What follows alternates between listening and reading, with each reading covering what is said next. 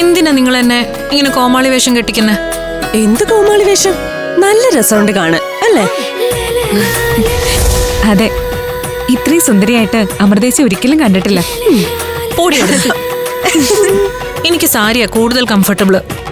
അതൊരു ശീലത്തിന്റെ പ്രശ്നം മാത്രമാ. 1-2 ദിവസം ചുരിദാറിട്ട് കഴിയുമ്പോഴേക്കും ചേച്ചി തന്നെ തിരിച്ചറിയും ഇതാ നല്ലതെന്ന്. അല്ല പിന്നെ 5 മീറ്റർ തുണി ഞൊറിഞ്ഞു ചുറ്റി 1500 പിന്നും കുത്തിയെടുത്ത് നടക്കുന്നതാണ് അത്രേ കംഫർട്ടബിള്. അല്ല, അപ്പൊ നിങ്ങളൊക്കെ എന്തേ പറഞ്ഞു വരുന്നേ? ഞാൻ ഇത് ശീലമാക്കണമെന്നോ? പിന്നല്ലാതെ ഇനി അമൃതേച്ചിയെ ചുരിദാറിലല്ലാതെ കാണാൻ പാടില്ല. നടക്കില്ല. ഞങ്ങള് നടത്തിക്കോളാം. ആ അല്ലാതെ പിന്നെ വാങ്ങി വെച്ചിരിക്കുന്ന 7-8 ചുരിദാർ ഇരിക്കുന്നത് അതെന്ത് ചെയ്യും? ഓൺലൈൻ ആണെങ്കിൽ റിട്ടേൺ എങ്കിലും ചെയ്യായിരുന്നു. ഇത് ഞങ്ങൾ കടയിൽ പോയി സെലക്ട് ചെയ്ത് വാങ്ങിച്ചതാ. 7-8 വാങ്ങിന്നോ? ആരോട് ചോദിച്ചിട്ട്? ചോദിക്കേണ്ട ആളോട് ചോദിച്ചിരുന്നെങ്കിലേ എപ്പോഴേ സമ്മതിച്ചാണ്. ആ, അതാരാ? അഭിയേട്ടന്റെ കാര്യം ഞാൻ ഉദ്ദേശിച്ചേ. ആ, എന്നെ ചുരിദാറി കാണുമ്പോ അഭി എന്താ പറയുന്നത് നോക്കട്ടെ. ആ അപ്പോ അഭിയേട്ടൻ നല്ല അഭിപ്രായം പറഞ്ഞ ചേച്ചി ചുരിദാർ ഇടുവല്ലോ അല്ലേ? അതൊക്കെ നമുക്ക് ആലോചിക്കാം. എന്തായാലും വിവേകിന്റെ വീട്ടുകാര് വരുന്ന ദിവസം ഞാൻ സാരിയെ ഉടുക്കുള്ളൂ. അയ്യോ അത് പറ്റില്ല. അന്ന് ഒരു കാരണവശാലും അമൃതേച്ചി ഞങ്ങൾ സാരി ഉടുപ്പിക്കത്തില്ല. അതെന്താ? അന്നത്തെ ദിവസം നമ്മുടെ എല്ലാവരുടെയും ഡ്രസ് കോഡ് ചുരിദാറാണ് ഞങ്ങളുടെ തീരുമാനം. അതെ, അത് വേറൊന്നും കൊണ്ടല്ല. അന്ന് അനഘേച്ചിയുടെ സ്പെഷ്യൽ ഡേ ആണല്ലോ. അപ്പൊ അനഘേച്ചി മാത്രം സാരി ഉടുത്താ മതി. ഒരു സെപ്പറേഷൻ കിട്ടിക്കൂട്ടുന്നേ. പെണ്ണിന് നാടൻ കണ്ടില്ലേ?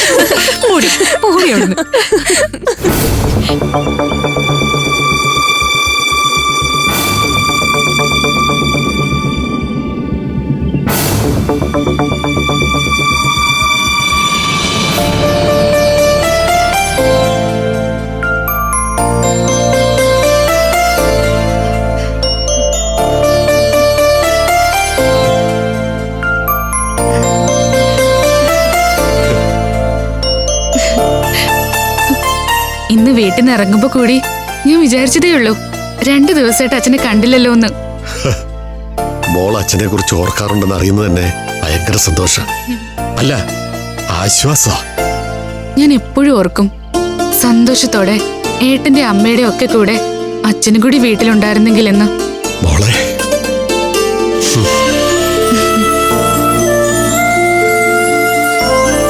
ഇന്നും ഇതുവഴി പോകുമ്പോ അച്ഛനെ ഇവിടെ കാണണേന്ന് ഞാൻ ആഗ്രഹിക്കും. ചില ദിവസം കാണാതെ വരുമ്പോ എന്താ വരാത്തേന്ന് ഓർക്കും. സുഖമില്ലാതായോ അതോ തിരക്കാണോ എന്നൊന്നും അറിയാൻ ഒരു വഴിയും ഇല്ലല്ലോ. തീരെ നിവൃത്തിയില്ലാത്ത സാഹചര്യങ്ങളിലെ അച്ഛൻ മോളെ കാണാൻ വരാതിരിക്കൂ. എന്റെ മോൾ അത് മാത്രം ഓർത്താ മതി. നിന്നെ കണ്ട് ഇങ്ങനെ സംസാരിക്കുന്ന ഈ നിമിഷങ്ങളാ ഇപ്പോ അച്ഛന്റെ ജീവിതത്തിൽ ആകെയുള്ള ഒരു വെളിച്ചം.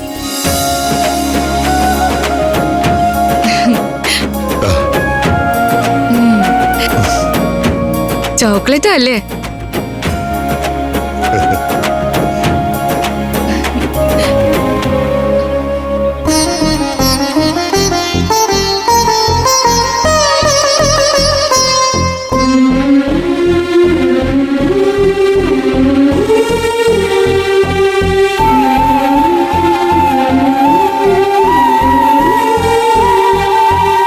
എന്താ ഇത്? നിന്റെ കൈ തന്നെയല്ലേ ഇരിക്കുന്നത്? ഒന്ന് തുറന്നു നോക്കിക്കൂടെ?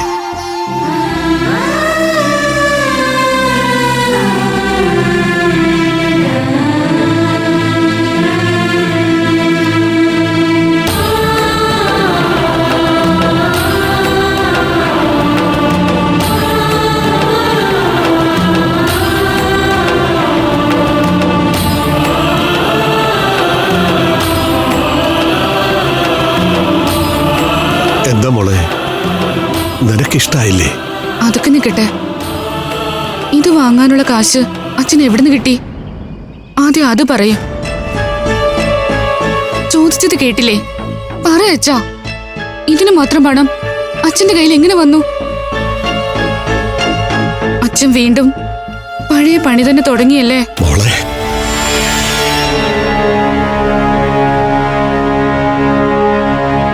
എനിക്ക് ഈ സമ്മാനം വേണ്ട. ഇത് അച്ഛൻ തന്നെ വെച്ചോ. എന്റെ മോൾ എന്നെ ഇങ്ങനെ തെറ്റിദ്ധരിക്കരുത്, മുൻവിധിയോടെ കാണരുത്. നിനക്ക് തന്ന വാക്കുകളൊന്നും ഈ അച്ഛൻ തെറ്റിച്ചിട്ടില്ല. എന്റെ മോളി തണിഞ്ഞ് നിന്റെ തല കുനിഞ്ഞു പോകുന്ന ഒരു പ്രവൃത്തിയും ഈ അച്ഛന്റെ ഭാഗത്തുനിന്നും ഉണ്ടായിട്ടില്ല. ഇത് സത്യം. ഇത് അച്ഛൻ അധ്വാനിച്ച് സമ്പാദിച്ചതാ. ഉറുമ്പ് കൂട്ടി വെക്കുന്ന പോലെ കൂട്ടി കൂട്ടി സ്വരൂപിച്ച പണം കൊണ്ട് എന്റെ മോൾക്ക് വേണ്ടി അച്ഛൻ വാങ്ങിയ സമ്മാനായത്. ഇത് നീ വേണ്ടെന്ന് പറയരുത്.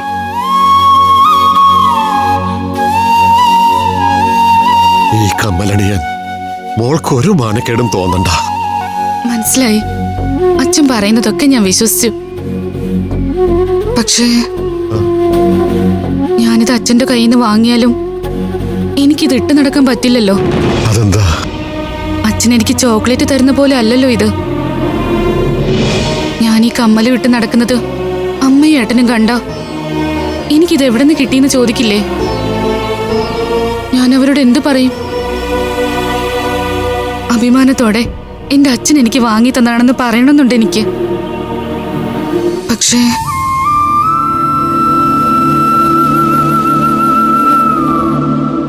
അച്ഛന്റെ സന്തോഷത്തിന് വേണ്ടി എന്റെ മോൾ ആർക്കും ദോഷം വരാത്ത ഒരു കുഞ്ഞു നുണ പറഞ്ഞാ മതി.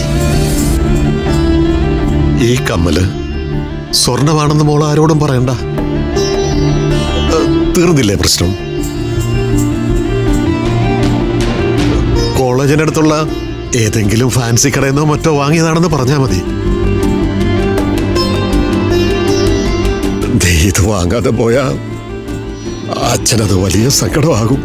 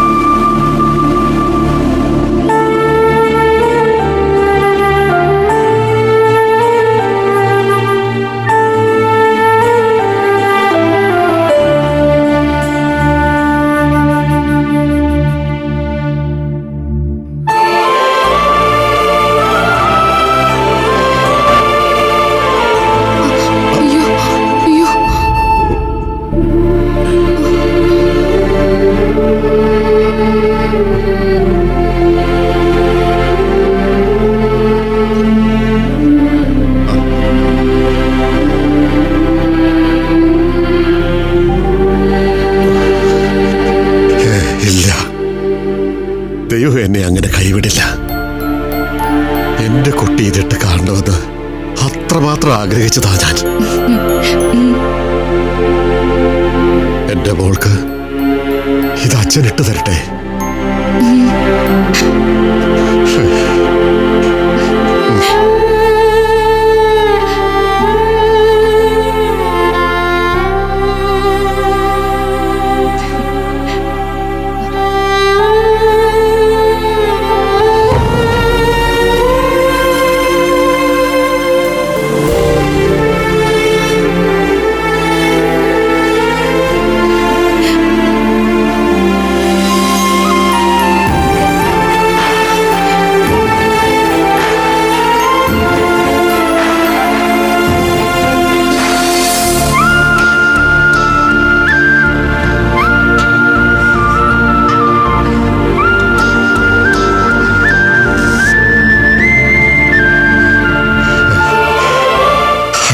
രാജകുമാരി,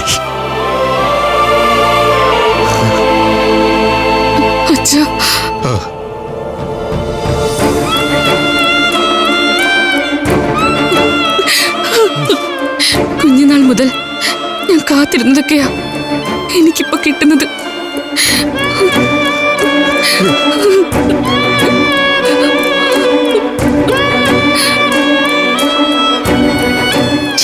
പോയ കടമകൾ ഒരുപാടുണ്ടെന്ന് അച്ഛനറിയാം. അതിനുള്ള പ്രായശ്ചിത്തമാണ് മോളെ ഇനിയുള്ള അച്ഛന്റെ ജീവിതം.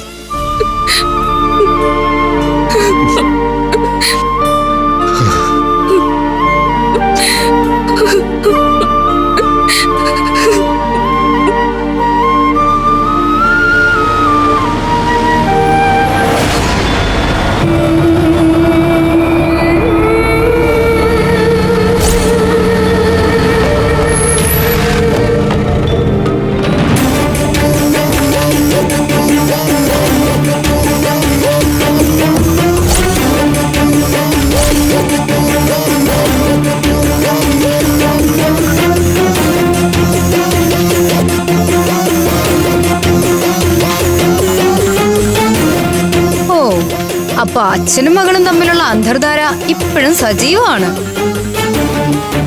വീട്ടുകാർക്ക് അറിയില്ലെന്നേ ഉള്ളൂ. മോള് വയ്ക്കോ.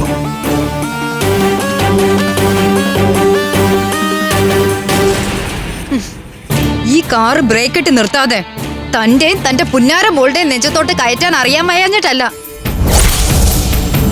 അങ്ങനെ ചെയ്ത പിടഞ്ഞ് ചാവുന്നതിന് മുൻപ് ആ ചെയ്തത് ഞാനാണെന്ന് താൻ അറിയാതെ പോവും.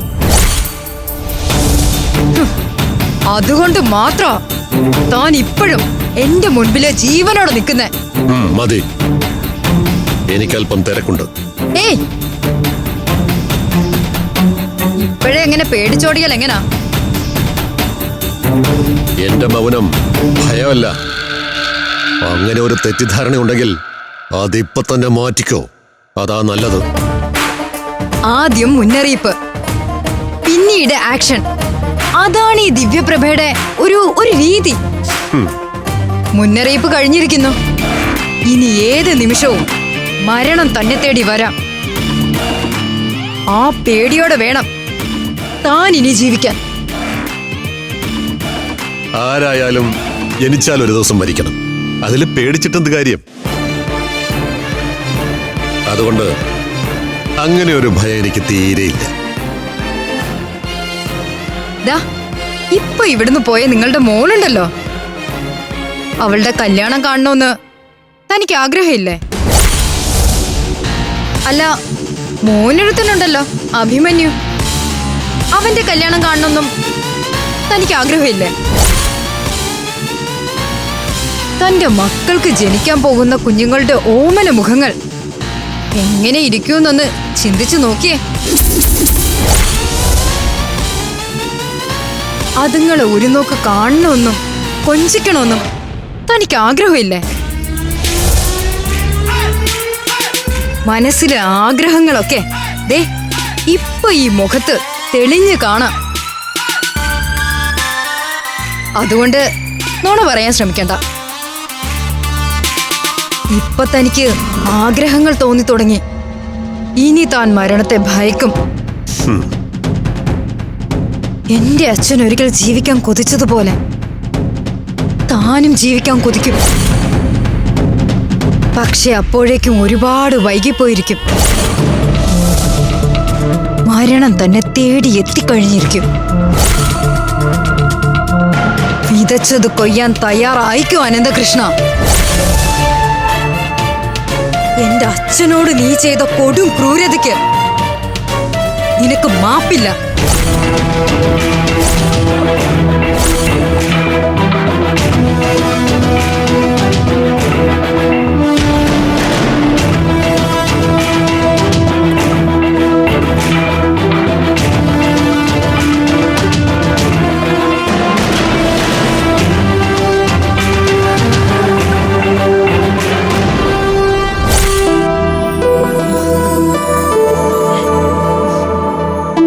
സുന്ദരിയായിട്ടുണ്ട്.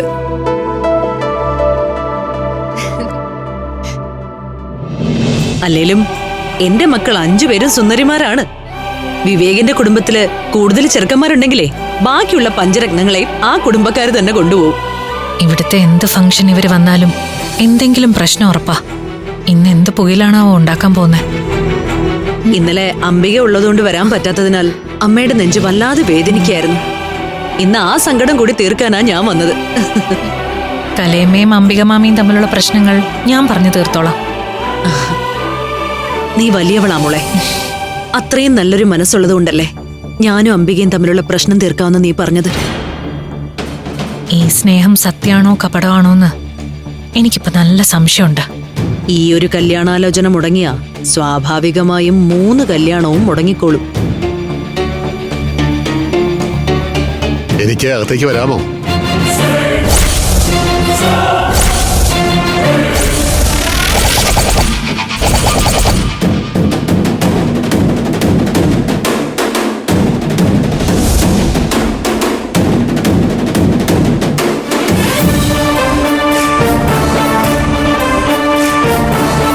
ഈ പാവം പിള്ളാരെ നിങ്ങൾ എന്തിനാ ഉപദ്രവിക്കുന്നത്? ഇവർ നിങ്ങളോട് എന്ത് ദ്രോഹമാണ് ചെയ്തത്? അത് ചോദിക്കാൻ നീ ആരാ? നിനക്കെന്താ ഇവിടെ കാര്യം? ഞാനൊരു പാവം എക്സ് ഗുണ്ടയാണേ.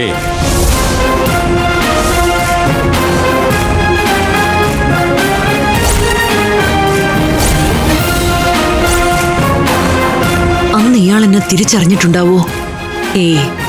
അങ്ങനെ തിരിച്ചറിയാൻ ഒരു സാധ്യതയില്ല. എന്നാലും ആരാണ് ഇയാൾ?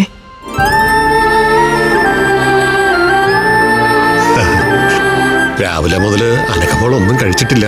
ദാ ഈ പാലെങ്കിലും കുടിക്കേ. അയ്യോ, കലയമ്മ കൃഷ്ണേട്ടനെ പരിചയപ്പെട്ടില്ലല്ലോ. ഞങ്ങളെ രക്ഷിക്കാൻ ദൈവം നിയോഗിച്ച ആളാ. അന്ന് കാട്ടിൽ വെച്ച് ആതിരെ ആരാധ്യൻ രക്ഷിച്ചത് ഈ നിൽക്കുന്ന കൃഷ്ണേട്ടനാ.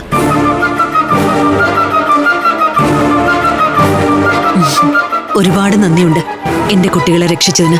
നിങ്ങളാണ് പഞ്ചരത്നങ്ങളുടെ ശത്രുവെന്ന് എനിക്കറിയാം. നിങ്ങളുടെ കയ്യിൽ നിന്ന് ഈ കുട്ടികളെ ഞാൻ രക്ഷിക്കും. എന്റെ മാർഗത്തിന് തടസ്സമായി വന്ന നിന്നെ ഞാൻ ഒതുക്കിയിരിക്കും. കൊള്ള കൃഷ്ണ. എന്നാ ഞാനങ്ങോട്ട്. ആയിക്കോട്ടെ.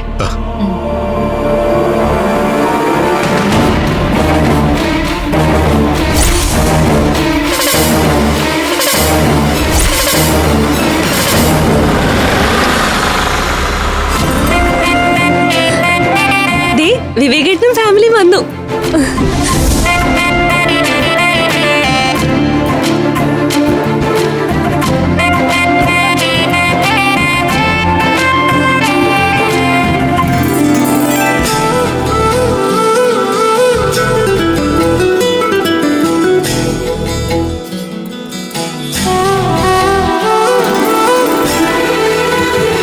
ഡാഡിയും മമ്മിയും കൂടി എന്റെ പിന്നാലെ വന്നോളാന്നാ പറഞ്ഞിരിക്കുന്നത്.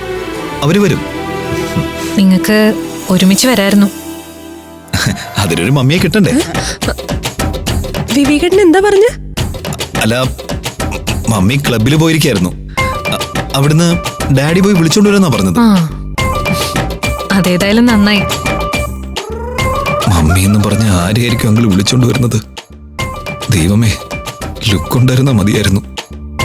അനഘേച്ചി സാരിയൊക്കെ കൊടുത്ത് അകത്തിരിപ്പുണ്ട്. കാണണമെന്നുണ്ടെങ്കിലേ അകത്തേക്ക് ചെല്ല്. വേണ്ട, ഞാൻ പിന്നെ കണ്ടോളാം. സാധാരണ ഇവിടെ വരുമ്പോ വിവേകേട്ടന് ഒരു ടെൻഷനും ഇല്ലാത്തതാ. ഇന്നിപ്പോ പെണ്ണ് കാണാൻ വന്നതുകൊണ്ടായിരിക്കും വിവേകേട്ടന് ഒരു ടെൻഷൻ പോലെ. ജീവിതത്തിൽ ആദ്യമായിട്ട് ഒരു പെണ്ണ് കാണൽ ചടങ്ങിന് പോകുന്നേ, അതിന്റെ ടെൻഷനാ. വിവേകേ, പരിചയമില്ലാത്ത വീട്ടിലൊന്നും അല്ലല്ലോ പെണ്ണ് കാണാൻ വന്നേ. ആദ്യ ശ്വാസം ഒന്ന് നേരെ വിടാൻ നോക്ക്. എങ്കിൽ തന്നെ പകുതി സമാധാനാവും. ഞാനേ അവരൊന്ന് വിളിക്കട്ടെ.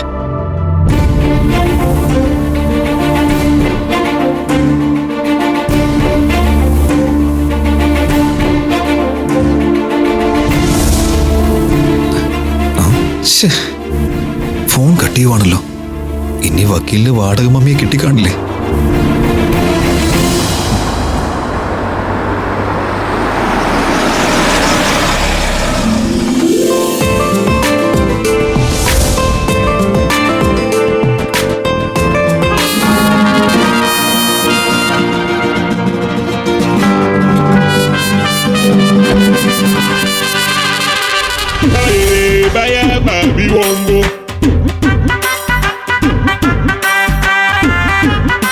ഇതാണോ വിവേകേട്ടന്റെ കോടീശ്വരനായ അച്ഛൻ?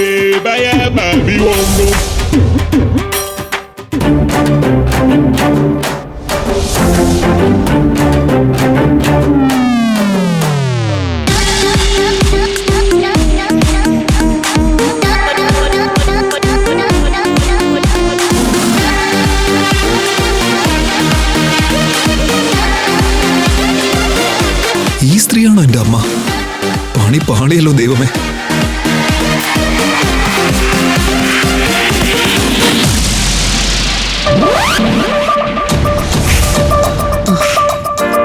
ഇതാണോ വിവേകിന്റെ കോടീശ്വരിയായ അമ്മ? കഷ്ടം. മൊത്തത്തിലൊരു വശപ്പശക് ഫീൽ ചെയ്യുന്നുണ്ടല്ലോ മാഡം. അവളുടെ ഒരു പട്ടുസാരിയും ഫുട്പാത്തിലെ കൂളിംഗ് ഗ്ലാസും ഇവിടെ എന്നെക്കാളും വലിയ ടൈപ്പാണെന്ന് തോന്നുന്നു മാഡം.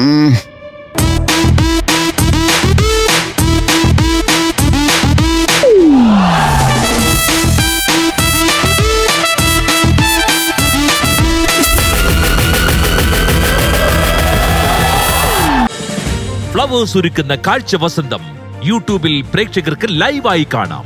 ഫ്ലവേഴ്സ് കോമഡിയിൽ ജോയിൻ ചെയ്യൂ, ആസ്വദിക്കൂ.